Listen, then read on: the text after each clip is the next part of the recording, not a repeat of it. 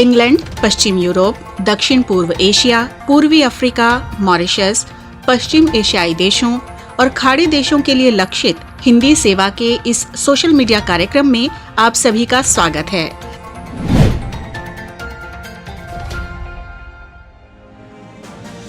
ये all India radio की हिंदी सेवा है। अब आप हर्षवर्धन से समाचार सुनिए। सबसे पहले मुख्य समाचार। प्रधानमंत्री नरेंद्र मोदी ने कहा, भारत स्वदेश में निर्मित 2 कोविड वैक्सीन के जरिए मानवता की रक्षा के लिए तैयार। 16वें प्रवासी भारतीय दिवस सम्मेलन का उद्घाटन करते हुए प्रधानमंत्री ने भारत के गौरव और संस्कृति को समूचे विश्व में प्रसार करने के लिए युवाओं से टेक्नोलॉजी का इस्तेमाल करने का आग्रह किया। महाराष्ट्र के भंडारा जिला अस्पताल में आग लगने की घटना में 10 नवजात शिशुओं की मौत। देश में कोविड से स्वस्थ होने की दर 96.41% हुई। नेताजी सुभाष चंद्र बोस की 125वीं जयंती के आयोजन के लिए केंद्र सरकार ने उच्च स्तरीय समिति का गठन किया। और सिडनी में भारत के साथ तीसरे क्रिकेट टेस्ट मैच के तीसरे दिन ऑस्ट्रेलिया की दूसरी पारी में 2 विकेट पर 103 रन, भारत पर 197 रनों की बढ़त। और अब समाचार विस्तार से। प्रधानमंत्री नरेंद्र मोदी ने कहा है कि भारत स्वदेश में निर्मित 2 कोविड-19 टीकों से समूची मानवता की रक्षा करने को तैयार है। उन्होंने कहा कि भारत में निर्मित उत्पादों और उपायों से पूरे विश्व को फायदा होगा। 16वें प्रवासी भारतीय दिवस सम्मेलन का आज वर्चुअल तरीके से उद्घाटन करते हुए उन्होंने ये बात कही। प्रधानमंत्री ने कहा कि प्रवासी भारतीयों ने कोविड-19 महामारी से निपटने में बड़ा योगदान दिया है। उन्होंने कहा कि पीएम केयर्स कोष में उनके योगदान से देश में स्वास्थ्य सेवाओं को सुदृढ़ करने में मदद मिली। श्री मोदी ने युवाओं से भारत की संस्कृति और गौरव का विश्व भर में प्रचार प्रसार करने के लिए टेक्नोलॉजी का उपयोग करने को कहा है। उन्होंने कहा कि इंटरनेट ने दुनिया के विभिन्न भागों के लोगों को आपस में जोड़ दिया है। प्रधानमंत्री ने कहा कि बीते वर्षों में प्रवासी भारतीयों ने समाज को बेहतर बनाने के लिए वचनबद्धता प्रदर्शित कर अपनी अलग पहचान बनाई है। उन्होंने कहा कि जब भी वे जरूरतमंद लोगों की मदद के लिए आगे आने की प्रवासी भारतीयों की गाथाएं सुनते हैं तो उन्हें बड़ा गर्व होता है। प्रधानमंत्री ने कहा कि आज भारत में भ्रष्टाचार से निपटने में टेक्नोलॉजी का इस्तेमाल किया जा रहा है और कई लाख करोड़ रुपए लाभार्थियों के बैंक खातों में सीधे अंतरित किए जा रहे हैं। प्रधानमंत्री ने कहा है कि आज भारत का अंतरिक्ष कार्यक्रम दुनिया के लिए एक मिसाल बन गया है। उन्होंने कहा कि कोविड महामारी के दौर में भी भारत में कई स्टार्टअप कंपनियों की शुरुआत हुई। श्री मोदी ने कहा कि भारत में विकसित कई प्रणालियों की विश्व भर में सराहना हुई है। उन्होंने कहा कि समाज के गरीब से गरीब लोगों को टेक्नोलॉजी की मदद से सशक्त बनाने के भारत के अभियान की दुनिया भर में चर्चा हो रही है। प्रधानमंत्री ने कहा कि सरकार ने देश में बदलाव लाने के लिए शिक्षा से लेकर उद्यमिता तक के क्षेत्र में ढांचागत सुधार किए हैं। उन्होंने कहा कि देश में निर्माण कार्य को बढ़ावा देने के लिए भारत ने उत्पादन से जुड़े प्रोत्साहन और पीएलआई योजना जैसे तमाम उपाय किए हैं जो बहुत कम समय में बड़े लोकप्रिय हुए हैं। प्रधानमंत्री ने आशा व्यक्त की कि आज जब हम आत्मनिर्भर भारत के निर्माण के प्रयास कर रहे हैं तो प्रवासी भारतीय ब्रांड इंडिया को मजबूत करने में अपनी महत्वपूर्ण भूमिका निभाएंगे। उपराष्ट्रपति एम वेंकैया नायडू ने प्रवासी भारतीय दिवस पर विश्व के विभिन्न भागों में बसने वाले प्रवासी भारतीय समुदाय का हार्दिक अभिनंदन किया है। एक ट्वीट संदेश में श्री नायडू ने कहा है कि प्रवासी भारतीय वसुधैव कुटुंबकम के हमारे सांस्कृतिक दर्शन के प्रतिनिधि हैं। उपराष्ट्रपति ने कहा कि प्रवासी भारतीय विदेशों से नए विचार, कामकाज के अभिनव तौर तरीके तथा निवेश लेकर आते हैं और कई प्रकार से भारत की उन्नति में महत्वपूर्ण योगदान करते हैं। श्री नायडू ने दुनिया के विभिन्न देशों में रह रहे प्रवासी भारतीयों की कुशलता और उनके सभी प्रयासों में सफल होने की कामना की है। 16वें प्रवासी भारतीय दिवस सम्मेलन के मुख्य अतिथि सूरीनाम के राष्ट्रपति चंद्रिका प्रसाद संतोखी ने कहा है कि उनके देश के भारत के साथ घनिष्ठ संबंध हैं और दोनों देश अपनी विरासत, संस्कृति और रीति रिवाजों को बनाए रखने में सफल रहे हैं। उन्होंने कहा कि आपसी संबंधों को और सुदृढ़ करने के लिए भारत और सूरीनाम को व्यापार बढ़ाना चाहिए।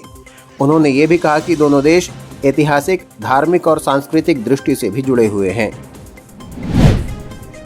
महाराष्ट्र में भंडारा सिविल अस्पताल के शिशु देखभाल विशेष इकाई में शॉर्ट सर्किट के कारण लगी आग में 10 नवजात शिशुओं की मौत हो गई है। ये दुर्घटना आधी रात को हुई। महाराष्ट्र के मुख्यमंत्री उद्धव ठाकरे ने नवजात शिशुओं की मौत पर गहरा दुख व्यक्त किया है। श्री ठाकरे ने राज्य के स्वास्थ्य मंत्री राजेश टोपे से घटना की पूरी जानकारी लेकर मामले की जांच करने के आदेश दिए हैं। मुख्यमंत्री ने जिलाधिकारी और पुलिस अधीक्षक से भी बात की और उन्हें पूरे मामले की जांच करने को कहा। स्वास्थ्य मंत्री टोपे ने बताया कि इस वार्ड में कुल 17 नवजात शिशु भर्ती थे, जिनमें से 7 को बचा लिया गया है। मुख्यमंत्री ने प्रत्येक पीड़ित परिवार को 5-5 लाख रुपए का मुआवजा देने की घोषणा की है। राष्ट्रपति, उपराष्ट्रपति और प्रधानमंत्री ने इस घटना पर शोक व्यक्त किया है। राष्ट्रपति रामनाथ कोविंद ने एक ट्वीट में कहा है कि इस घटना से उन्हें गहरा दुख हुआ है। उपराष्ट्रपति एम वेंकैया नायडू ने भी शोक संतप्त परिवार के प्रति संवेदना व्यक्त की है। प्रधानमंत्री नरेंद्र मोदी ने इस घटना को हृदय विदारक बताया। उन्होंने घायलों के जल्द स्वस्थ होने की कामना की। गृह मंत्री अमित शाह ने भी इस दुर्घटना पर दुख व्यक्त किया है। देश में अब तक कोविड नमूनों की जांच 18 करोड़ से ज्यादा हो गई है। कोविड से स्वस्थ होने की दर बढ़कर 96.41% हो गई है। पिछले 24 घंटों के दौरान 9,16,000 से अधिक कोविड नमूनों की जांच की गई है और इस दौरान 19,000 से अधिक मरीज ठीक हुए हैं। स्वास्थ्य मंत्रालय ने बताया कि स्वस्थ होने वालों की कुल संख्या बढ़कर 1,54,000 से अधिक हो गई है। संक्रमित मामलों की कुल संख्या में केवल 2.15% सक्रिय मामले ही शेष बचे हैं। फिलहाल देश में करीब 2,24,000 सक्रिय मामले हैं। पिछले 24 घंटों के दौरान 18,022 नए मामले सामने आए हैं। विदेश मंत्रालय के अनुसार देश में संक्रमण से होने वाली मृत्यु दर 1.45% रह गई है, जो विश्व में न्यूनतम दरों में से एक है। पिछले 24 घंटों के दौरान 228 लोगों की मौत के साथ ही मरने वालों की कुल संख्या 1,50,798 हो गई है। मिजोरम में कोविड संक्रमण से अब तक 4,185 मरीज स्वस्थ हो चुके हैं और सक्रिय मामलों की संख्या सिर्फ 82 रह गई है। ठीक होने की दर बढ़कर 98.33% हो गई है। बिहार सरकार ने स्कूलों सहित सभी शैक्षणिक संस्थानों में कोरोना की औचक जांच करने का निर्देश दिया है। मुंगेर के 2 सरकारी स्कूलों और गया जिले के एक स्कूल में कोविड के पॉजिटिव मामले सामने आने के बाद ये निर्णय लिया गया है। शिक्षा विभाग के प्रधान सचिव संजय कुमार ने कहा कि एक भी संक्रमण का पता लगने के बाद स्कूल बंद कर दिए जाएंगे। उन्होंने कहा कि शैक्षिक संस्थानों को कोविड प्रोटोकॉल का सख्ती से पालन करने के निर्देश दिए गए हैं। इस बीच राज्य में कोविड-19 के अब तक 2,50,497 मरीज संक्रमण से मुक्त हुए हैं। आंध्र प्रदेश में पिछले 24 घंटों के दौरान कोविड के 319 मरीजों की पुष्टि हुई है, जबकि 308 व्यक्ति स्वस्थ हुए हैं।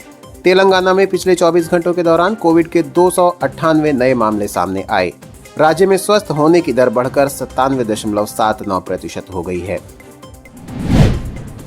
नागरिक उड्डयन महानिदेशालय अर्थात DGCA ने कोविड-19 के टीकों को लाने ले जाने के लिए विमानन कंपनियों और अन्य विमान संचालकों को दिशा निर्देश दिए हैं। महानिदेशालय ने एक परिपत्र में कहा है कि खतरनाक सामग्री ले जाने वाले सभी ऑपरेटर कोविड-19 के टीकों को नियामक आवश्यकताएं पूरी करने के बाद ड्राई आइस में पैक करके ले जा सकते हैं। कोविड-19 के टीकों को ले जाने वाले सभी गैर निर्धारित ऑपरेटरों को उड़ाने शुरू करने से पहले विशेष अनुमति लेनी होगी।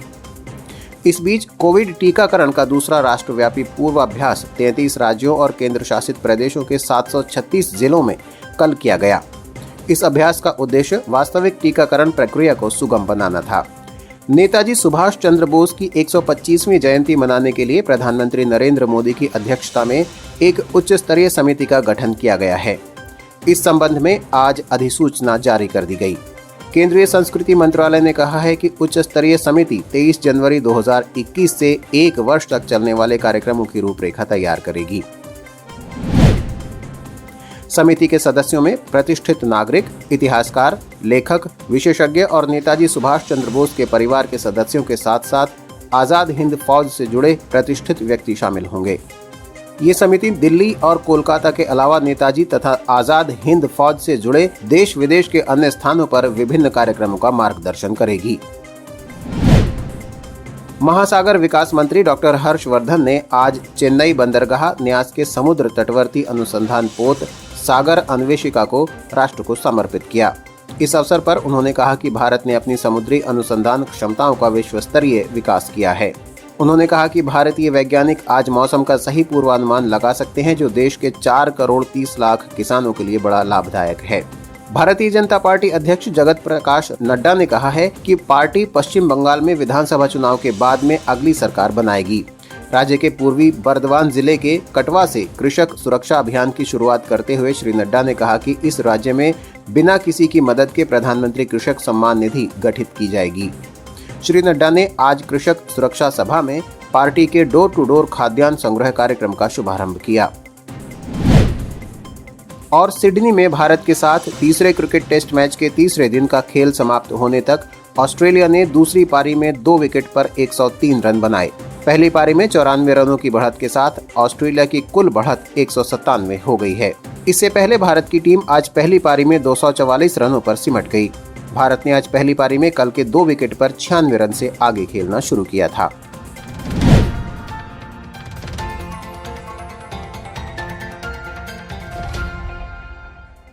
ये ऑल इंडिया रेडियो की हिंदी सेवा है। अब प्रस्तुत है समाचार पत्रों से संकलन एवं स्वर देवेंद्र त्रिपाठी का है। विभिन्न समाचार पत्रों ने तात्कालिक मुद्दों पर संपादकीय टिप्पणियां की हैं। ताजा विषयों से जुड़ी सुर्खियां भी समाचार पत्रों में ध्यान आकर्षित करती हैं। किसान संगठनों और सरकार के बीच 8वें दौर की बातचीत बिना किसी नतीजे के समाप्त होने को आज के सभी अखबारों ने अपने मुख्य पृष्ठ पर दिया है। राष्ट्रीय सहारा की सुर्खी है, बात जस की तस, अगली वार्ता 15 जनवरी को। दैनिक जागरण ने किसानों के अड़ियल रुख के बाद सरकार की इस अपील को दिया है, राष्ट्रहित के बारे में भी सोचें किसान। देश के 33 राज्यों में कोरोना टीकाकरण की रिहर्सल का समाचार देते हुए दैनिक भास्कर ने केंद्रीय स्वास्थ्य मंत्री डॉक्टर हर्षवर्धन के इस बयान को दिया है, जल्द होगा टीकाकरण, सभी को टीका लगाने में सक्षम होगा देश। दैनिक जागरण ने लिखा है, टीकाकरण से पहले मुख्यमंत्रियों के साथ बैठक करेंगे पीएम। नवभारत टाइम्स ने इंडियन मेडिकल एसोसिएशन IMA के बयान को दिया है, दोनों वैक्सीन सेफ।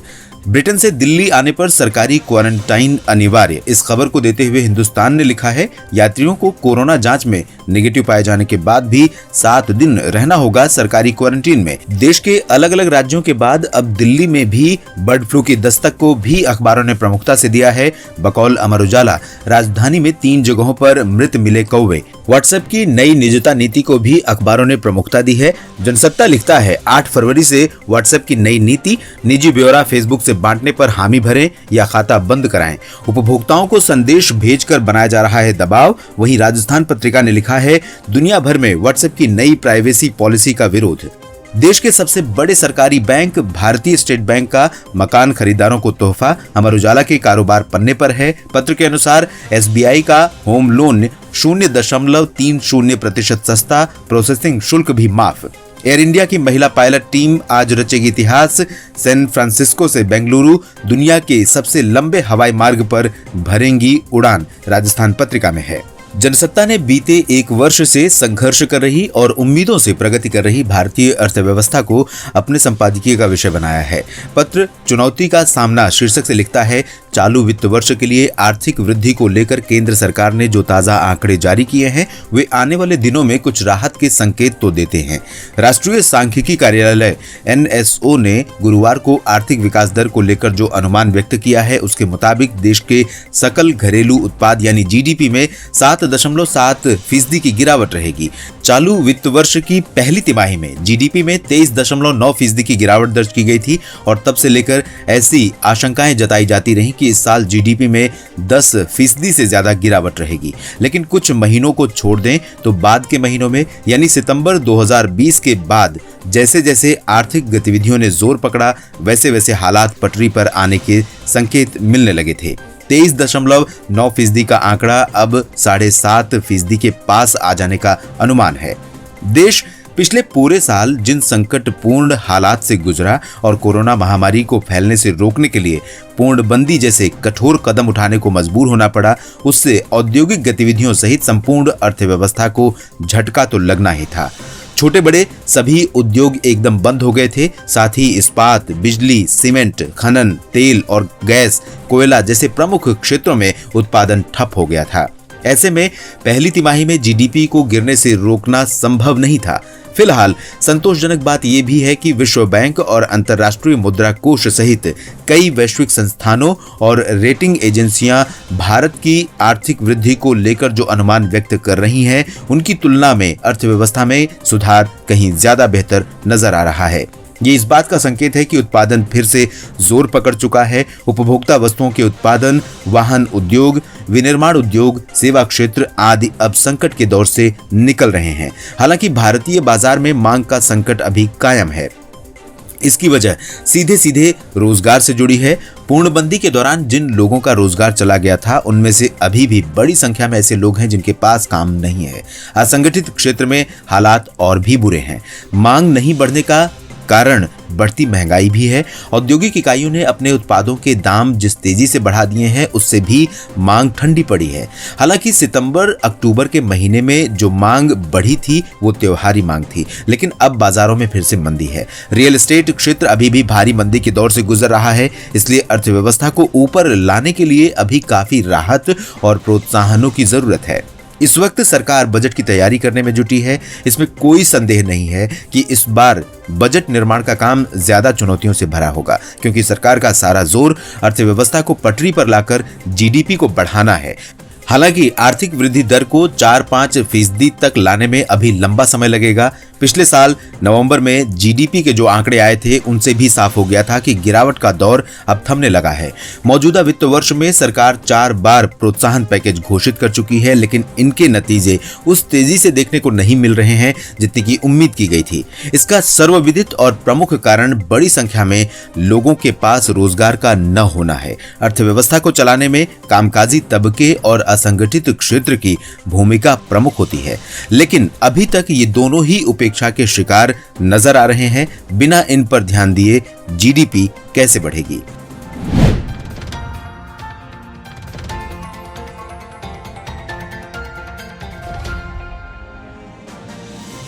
आप सुन रहे हैं ऑल इंडिया रेडियो की हिंदी सेवा और अब प्रस्तुत है सामयिक वार्ता। आज का विषय है पाकिस्तान में अल्पसंख्यकों के खिलाफ अत्याचार निरंतर जारी। आलेख JL कौल जलाली स्वतंत्र पत्रकार का, अनुवाद एवं स्वर देवेंद्र त्रिपाठी का। पाकिस्तान में अल्पसंख्यकों के खिलाफ अत्याचार एवं भेदभाव निरंतर जारी हैं। ये सब वर्ष 1947 में पाकिस्तान के अस्तित्व में आने के बाद से ही हो रहा है, लेकिन स्थितियां बीती सदी के 8वें दशक से ज्यादा बिगड़ी। शुरुआत में अत्याचार के शिकार मुख्यतः हिंदू, सिख, बौद्ध, जैन और ईसाई हुआ करते थे, लेकिन बाद में पाकिस्तान के अलग अलग भागों में रहने वाले शिया, अहमदिया, मुहाजिर, हजरास समेत इसी तरह के अन्य समूह भी चपेट में आए। ये अत्याचार और भेदभाव विभिन्न रूपों में देखा जा रहा है, जिसमें अपहरण, हत्या, सामूहिक हत्या, धर्मांतरण, हिंसा की चेतावनी, न्याय के विकल्प के बिना की जाने वाली हत्याएं और ईश निंदा के आरोपों में हत्याएं शामिल हैं। अल्पसंख्यकों के विरुद्ध होने वाले इन अत्याचारों के पीछे मुख्यतः ऐसी ताकतें हैं जो धार्मिक कट्टरपंथ से प्रेरित हैं। अहमदिया समुदाय को पहले ही विधर्मी घोषित कर दिया गया है। पाकिस्तान में सुन्नी बहुसंख्यक और शिया अल्पसंख्यकों के बीच भी धार्मिक टकराव बढ़ता गया है। धार्मिक कट्टरता से जुड़ी अत्याचार की घटना हाल ही में बलूचिस्तान में घटी, जहां कोयला खदानों में काम करने वाले हजारा समुदाय के 11 लोगों की पहचान की गई। आतंकवादियों द्वारा उनका अपहरण किया गया और बाद में मार डाला गया। पाकिस्तान में हजारा समुदाय मुख्यतः बलूचिस्तान और खैबर पख्तूनख्वा प्रांतों में रहते हैं। इस कायरतापूर्ण कृत्य के लिए इस्लामिक स्टेट ने जिम्मेदारी ली। पाकिस्तान में हजारा समुदाय पर आरोप लगते हैं कि उनकी निष्ठा ईरान के प्रति है और उनमें से ज्यादातर शिया हैं। इस घटना ने एक बार फिर दुनिया का ध्यान आकृष्ट किया, जिसकी आलोचना विश्व के विभिन्न देशों द्वारा की गई। हाल के वर्षों में हजारा समुदाय के हजारों लोगों को इसी तरह के अत्याचार में मार डाला गया, लेकिन पाकिस्तान में निरंतर हो रहे इस अपराध के लिए अब तक किसी एक को भी सजा नहीं दी गई। इस बीच पाकिस्तान के प्रधानमंत्री इमरान खान ने कहा कि वो हजारा समुदाय के मारे गए लोगों के परिजनों से मिलने नहीं जा सके, जिन्होंने मारे गए 11 खनिकों का अंतिम संस्कार करने से भी इनकार कर दिया था। इन हत्याओं के विरोध में हो रहे प्रदर्शन की आंच पाकिस्तान के कई अन्य भागों में भी अब पहुंचने लगी है। इमरान खान ने बलूचिस्तान के शिया हजारा समुदाय के लोगों से मारे गए खनिकों के अंतिम संस्कार करने की अपील की है। उन्होंने पीड़ित परिवारों से बहुत जल्द मिलने का वादा किया, लेकिन उनका ये आश्वासन लोगों का विश्वास नहीं जीत सका और मजलिस-ई-वहादत मुस्लिमीन समूह के नेतृत्व में हो रहे प्रदर्शन अब लगातार बढ़ते जा रहे हैं। कराची तथा क्वेटा सहित अन्य शहरों में सड़कें बंद करनी पड़ी हैं। इसे देखते हुए पाकिस्तान सरकार ने शिया समुदाय के प्रार्थना स्थलों पर भी सुरक्षा व्यवस्था कड़ी कर दी है। मजलिस-ई-वहादत-ई-मुस्लिमीन MWM का दबाव लगातार बढ़ रहा है कि इमरान खान क्वेटा का दौरा करें, जो इस समय विरोध प्रदर्शनों का केंद्र बन गया है। MWM हजारा समुदाय की सुरक्षा के लिए लिखित आश्वासन चाहता है। इस समूह ने चेतावनी दी कि मांगे पूरी न होने पर वो पाकिस्तान के अन्य शहरों में भी प्रदर्शन करेगा। यह कदम इमरान खान की पाकिस्तान तहरीक-ए-इंसाफ PTI सरकार के लिए अच्छा नहीं होगा, क्योंकि वो पहले से ही विपक्षी दलों की एकजुटता और उनके विरोधों का सामना कर रही है। इन सब के अलावा शिया समुदाय से जुड़े कई अन्य संगठन भी समूचे पाकिस्तान में विरोध प्रदर्शन कर अपनी सुरक्षा सुनिश्चित करने के लिए आवश्यक उपायों की मांग कर रहे हैं। हाल में हुआ हमला वर्ष 2020 में अप्रैल के बाद का पहला बड़ा हमला है। अप्रैल 2020 में क्वेटा के एक बाजार में किए गए आत्मघाती बम हमले में 18 लोगों को मार डाला गया था, जिसमें से अधिकांश हजारा समुदाय के थे। हजारा समुदाय को विभिन्न आतंकी संगठनों द्वारा निशाना बनाया जाता रहा है और उन पर हमले होते रहे हैं। हाल में हुए इस हमले की जिम्मेदारी भले ही इस्लामिक स्टेट ने ली है, लेकिन तालिबान और लश्कर-ए-झांगवी जैसे सुन्नी कट्टरपंथी समूहों ने बीते वर्षों में हजारा समुदाय को लगातार निशाना बनाते हुए कई बड़े हमलों को अंजाम दिया है। वर्ष 2013 में क्वेटा से सटे एक इलाके में 3 बड़े बम हमलों में हजारा समुदाय के 200 से अधिक लोगों की हत्या कर दी गई थी। हजारा पीपल इंटरनेशनल नेटवर्क जैसे कई हिमायती समूहों का गठन किया गया है, ताकि हजारा समुदाय पर हो रहे अत्याचारों को दुनिया के सामने लाया जा सके और ऐसे हमलों का विरोध किया जा सके। हजारा समुदाय से जुड़े ऑस्ट्रेलिया, पश्चिमी यूरोप और उत्तरी अमेरिका में रह रहे प्रवासियों ने भी इन प्रदर्शनों में ऑनलाइन माध्यम से शिरकत की है। अफगानिस्तान के हजारा समुदाय के नेता हाजी मोहम्मद मोहाकिक ने क्वेटा के हजारा समुदाय के प्रति एकजुटता प्रकट की। हजारा समुदाय के विरुद्ध जारी उत्पीड़न का विभिन्न अंतर्राष्ट्रीय संगठनों द्वारा दस्तावेजीकरण किया गया है। स्थितियां इतनी विषम हैं कि हजारा समुदाय के लोगों ने पाकिस्तान सरकार से क्वेटा में सैनिकों को तैनात करने का आग्रह किया है, ताकि उनकी सुरक्षा सुनिश्चित हो सके। हजारा समुदाय के कई गुटों ने बलूचिस्तान और खैबर पख्तूनख्वा प्रांतों पर पाकिस्तानी सेना के नियंत्रण की भी मांग की है।